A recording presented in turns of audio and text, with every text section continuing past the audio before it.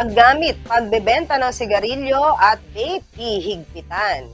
Inikayat ng Department of the Interior and Local Government ang mga lokal na pamahalaan na gumawa ng kaukulang ordinansa bilang suporta sa pagpapatupad ng RA 9211 o Tobacco Regulation Act of 2003, RA 11900, o Vaporized Nicotine and Non-Nicotine Products Regulation Act, RA 10643 o Graphic Health Warning Law at iba pang kaugnay na mga batas.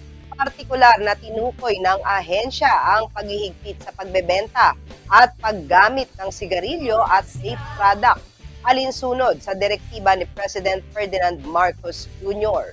Binigyang diin sa inilabas na memorandum circular ng ahensya na dapat nakaakma sa mga naturang umiiral na batas pambansa ang lokal na ordinansa para sa pagbebenta, paggawa at distribusyon ng tobacco at vape. Kinakailangan rin umanong gumawa ng mga patakaran para sa smoke-free environments at pagtatayo ng smoking areas, maging ang tamang pagpapaskil ng mga graphic health warnings.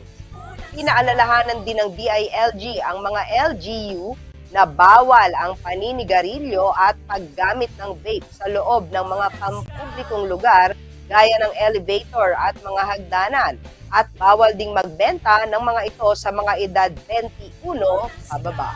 Inaasahan namang makikipag-ugnayan din ang mga LGU sa Bureau of Internal Revenue sa pagtatakda ng floor or minimum price ng vapor product and nicotine salts sa mga lokal na pamilihan.